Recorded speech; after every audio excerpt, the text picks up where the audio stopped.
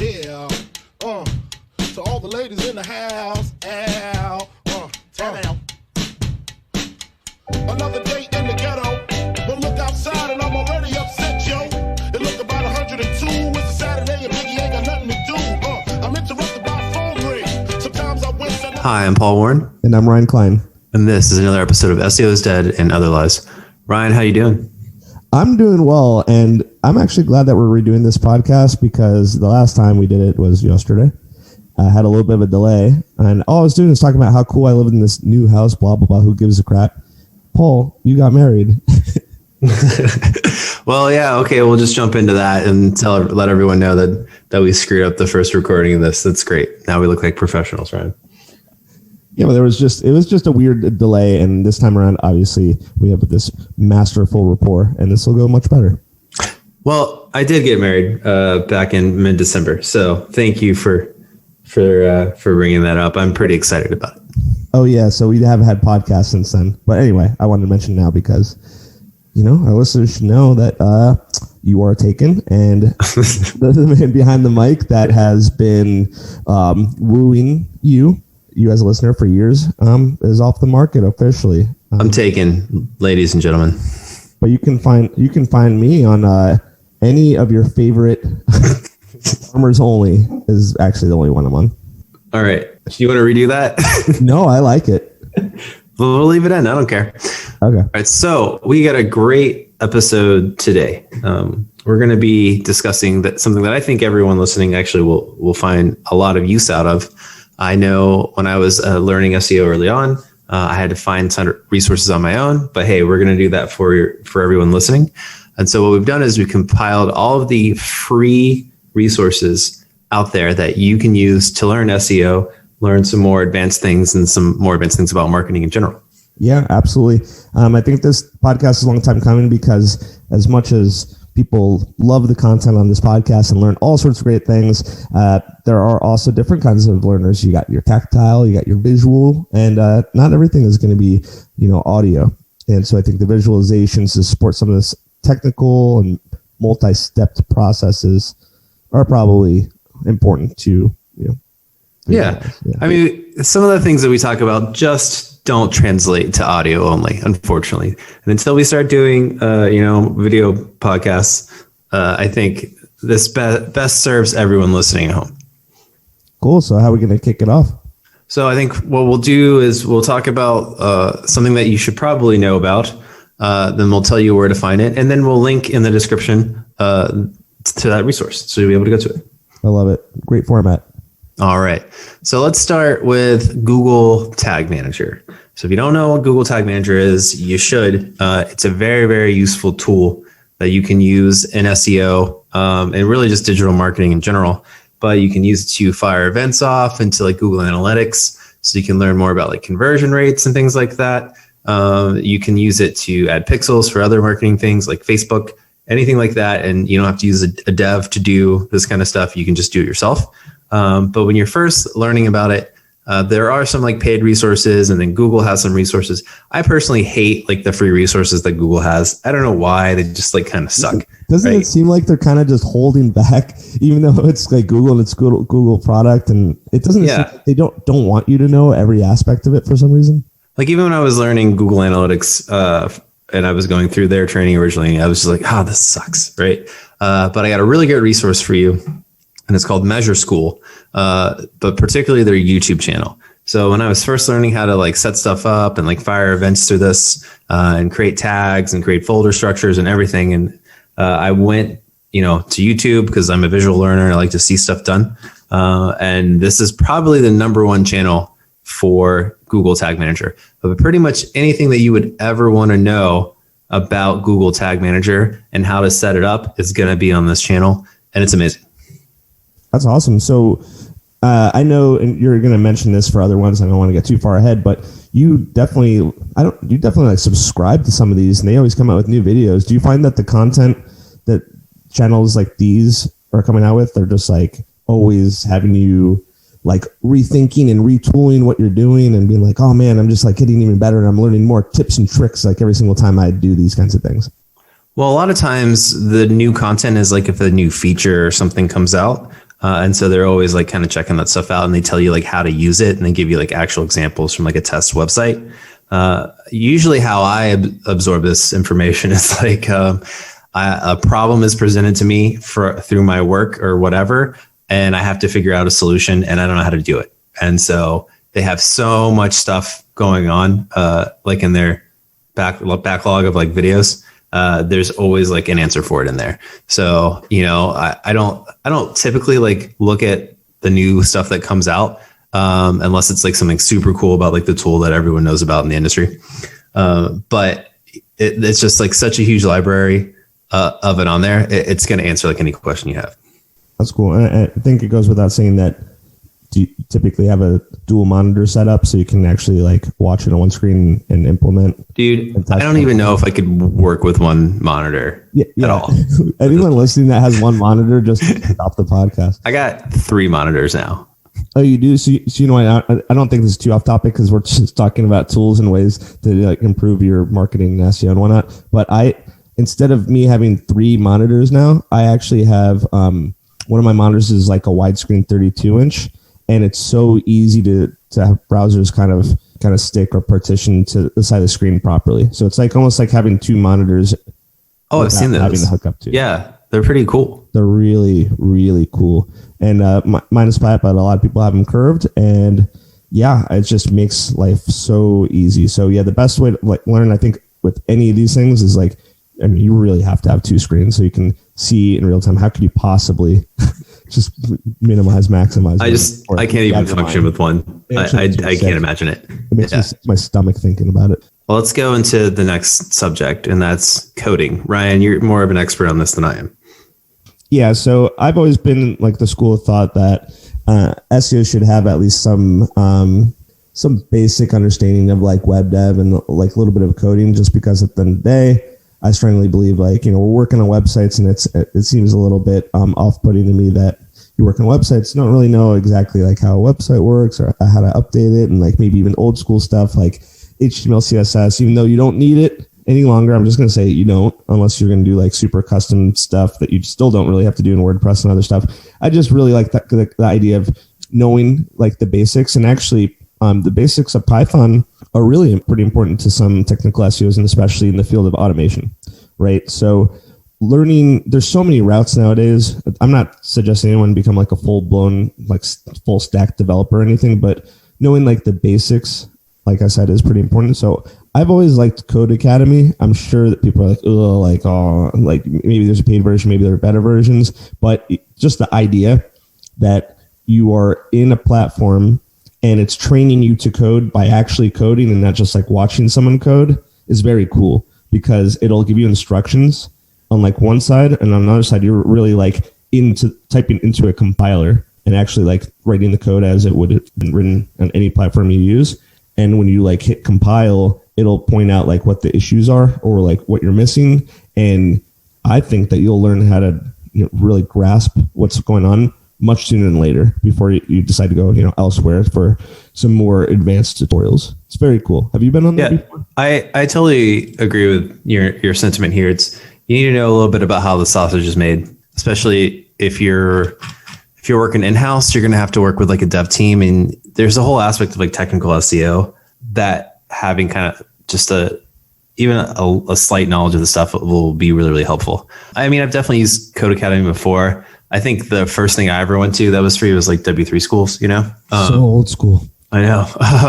But it was like, if you want to learn just like basic HTML, basic stuff like that for like web design or whatever, it's like a good tool for it. Isn't it Code Academy like freemium though? So of course, when it came out, I was doing like all the courses from like A to Z. I believe they were free. I don't think that there was any point where you paid. I was looking at it briefly, and it already looks like there's paid options. So having a paid version of that probably spawns another alternative, just to keep that in mind, that there are places out there, instead of always having to read or listen, it'll actually be like a program to actually assist you with learning by actually doing. So keep that in mind. Don't you have a master's degree in computer science, Ryan? I do. There you go. You got the diploma means something, That's in storage in Seattle. Yeah, mine's in storage too. I'll get it someday. But I have a marketing degree, so it's like maybe I use it as like a coaster or something later on. Yeah, maybe. I probably wouldn't be good at that, you know. I think that your beer probably needs even a better surface. All right, so that's a good resource. Let's talk about, if you're doing SEO, you got to know about this Google Analytics, right? Very few people, I think, know the extent of what Google Analytics can do. Most people know enough to like get what they need out of it for like reporting purposes. But there's like a whole world out there of like awesome stuff. You know, like, do you really understand how to set up like regex, right? Do you understand how to like import data into it and then like match like custom dimensions to like the imported data? So, you know, like there's a lot of stuff you can do. It's what I like to say is it's like a Ferrari that people only drive in first gear. That's a good phrase. I haven't heard you say that before. Are you gonna you should get that printed on a shirt. We're at an SEO convention. Google Analytics, the Ferrari we only drive in first gear. Yeah, I think I got to tell you about a pretty cool tool after this too that I'm paying for. That's not free. But we can throw in a couple paid things out there if you think that it's extremely useful, of course. Well, I don't want to pitch any. Just so you guys know that you're listening, Ryan and I don't take any money for this podcast, and we don't have any sponsors. And we do get it. We do get 10 cents for every time we say we don't get money, and then we take that to the bank. I would, yeah. Then I'd have a good amount of money now. But if you want to learn about Google Analytics, the first place that I really learned a lot about it, like detailed stuff, is a YouTube channel called Loves Data. And it is from Benjamin Mangold. And I think he's from like, I want to say like the Netherlands or something, you know, I don't know. Like there's a lot of people in digital marketing from like that area of the world that do a lot of content. But I will say this, that like they have shorter videos. They're not as extensive as Measure Schools, but they will go over a lot of different stuff and a lot of like high level stuff. So you'll at least get the gist of like how to do some of the stuff. You might have to dig like a little bit deeper on how to set some things up, but like you'll get like a general idea. Nice. So when you were there, ever like solved any issues that you had for a while and you had like an aha moment, or is it just kind of push the limits of how you've been using analytics? Because I know I talk to SEOs, you know, whether they're on my team, whether they're just like casually on, I don't know where I say casually on dating apps. And I'm delete that. But like even like, you know, the people talk about analytics, they're always just talking about bounce rate and they're talking about visitors and they're talking about like couple channels, and it's like you're saying, it's always the tip of the iceberg. So are these the kind of YouTube channels where you're just like, I'm not even looking at analytics like the same way? I can't even talk to you about time on site or bounce rate anymore because it's just so much more. Yeah. If I was like, hey, I want you to edit the default segment to exclude like GMB traffic, like most people would be like, I don't know how to do that. Oh, I mean, I absolutely agree. Or like make these content segments, or like what I first used it for was like I was learning like regular expressions, right? And like how to like put that in like different filters, you know? Because I work with like really, really big ass websites. And so there's a lot of traffic that's driven from like a lot of different things. So like the URLs aren't always going to be clean. So you have to figure out like how to put that data together.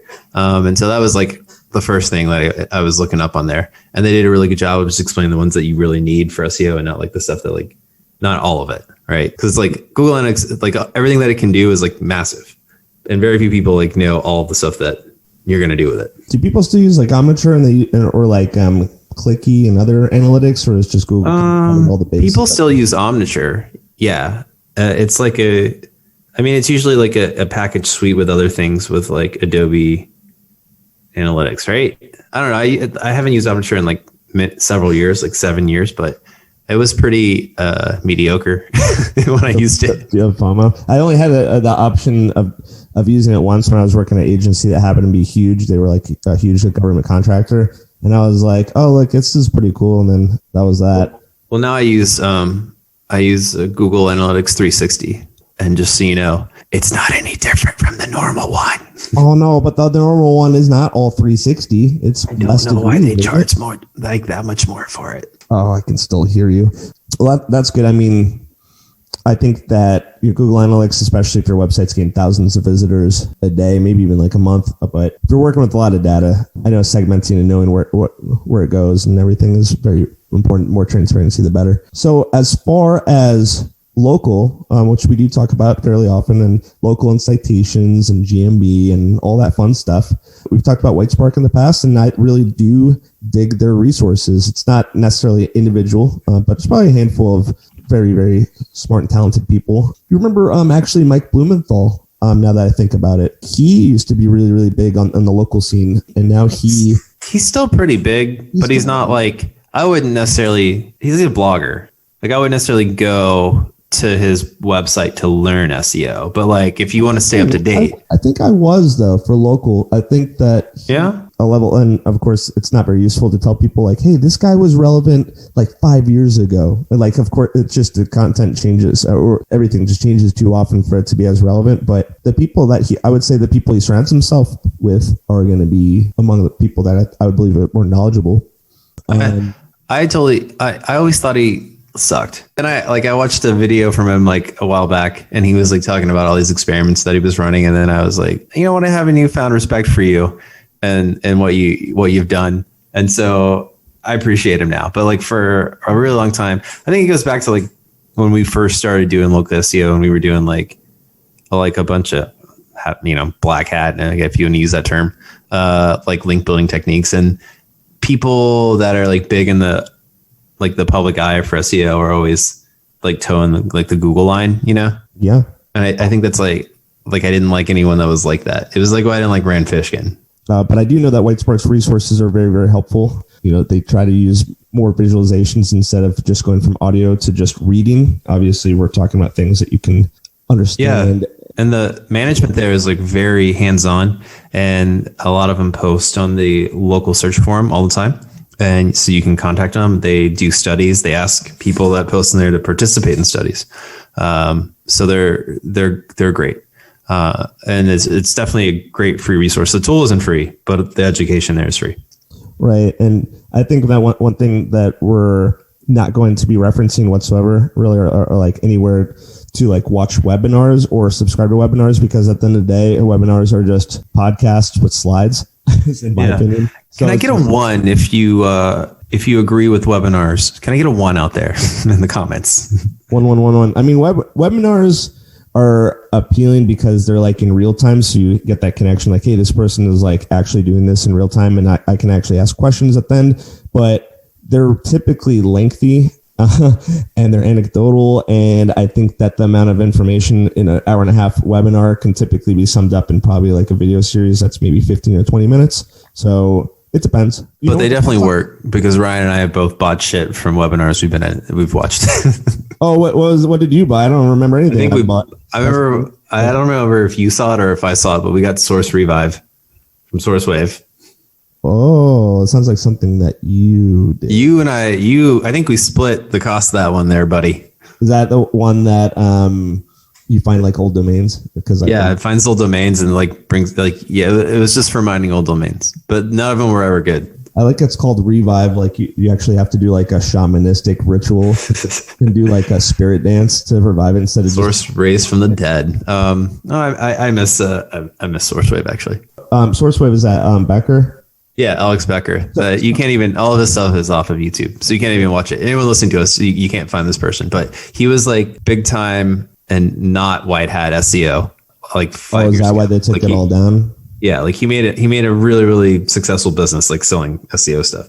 Well, all his videos, I mean, not only was he like hyper enthusiastic, like borderline, I don't know, Adderall, cocaine, Vyvanse, Red Bull kind of enthusiastic. Maybe it was just his personality, but he was I thought he was very, very good and charismatic. He was super charismatic. And in an industry that doesn't always have the most charismatic people, he was at the top. We're talking about like he's dead. He's probably just chilling now. No, he's doing other business stuff. I see his YouTube videos from time to time for like other stuff, but he doesn't do SEO anymore. Yeah. Anyway, for local, I think that they're in the forefront, and I think that they're one of those. If we're not talking about individuals, we're talking about like kind of a community. It's probably the best way to put it. They're pretty open about, they don't really hold too many like cards to the chest. They're pretty good about providing like the real information. Yeah. I think works. And then if you want to just watch like videos and stuff, I have a guy that I think he's doing some of the best work on the YouTube side of things. And this is just for local. And his name's Ruan and Marinho. I don't know if have you heard this guy before, Ryan? No, refresh my memory. What this dude he runs an agency that does like local SEO, but he does a lot of stuff on local. He's not like super salesy in it. He actually gives like good information. You're gonna find if you ever look up stuff for local SEO on YouTube that most of it is like some sort of stupid pitch to get you to buy something from him. There's not a ton of people that are just giving you like actual information. He's one of the few that kind of is for the most part. So we'll put his link in the description as well. Oh, that's cool. So it's just mostly local and like but screen share kind of dealy. He's more like if you're an SEO and you want to get into local and you want to rent out a site for leads, right? Lead gen, right? You want to rank and rent. So he's more geared to like people that do SEO versus like you're a business person and you're trying to figure it out for the first time, right? So it's more geared to like people that want to do SEO for a living. Oh, that's cool. Yeah. It's all about like empowering the community and like being a part of it. I think that my rule of thumb for educational videos, and we're referencing YouTube and all that because YouTube still has information that's relevant. Not just, politics, maybe not, but I heard this somewhere and this is true. But if you're watching a tutorial and it's just someone's face talking, I'd probably just stay away from it. Yeah. Someone probably trying to pitch something or say something not backed by data. It's like this one little hack, right? It's just a bunch of crap. Yeah. And then the second you see the whole thing and it's like a screen share and then the person's face is just like in the bottom right, you're on the right track. And then if it's just a screen share completely and you don't even see the person's silly face in the bottom, then it's like, that's primo. Yeah, that's probably where you want to be. That's absolutely true, Ryan. Yeah, because they might be a basement dweller and they don't want you to see them anyway. I'm just joking. All right, so I think that leads us to our last free resource, and I cannot recommend this one enough. I actually force my employees that do SEO with me to do this, actually. And we've talked about it before in the past, but I'm going to mention it again, and it's Distilled. They are an agency, but they have a really great resource on Excel for SEOs. They have a free course that you can go through, and they'll even give you a cool badge once you've completed it. But it is SEO or Excel is just a useful thing in general.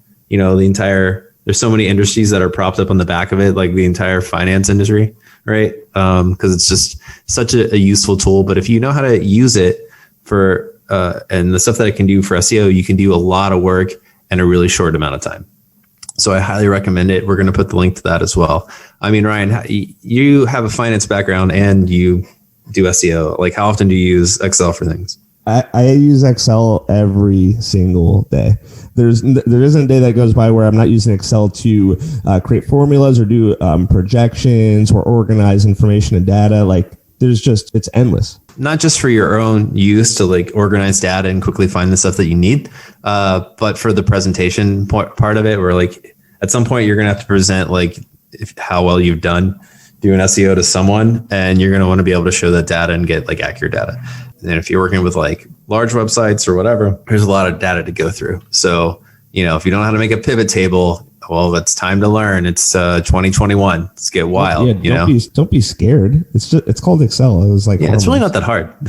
Yeah, really. I mean, I'm constantly exporting data from analytics and kind of manipulating it in Excel for different reasons. And like you said, too, it's really a great medium for organizing and presenting data. And you can make Excel look pretty, and you make your own custom sheets, and you can print it out.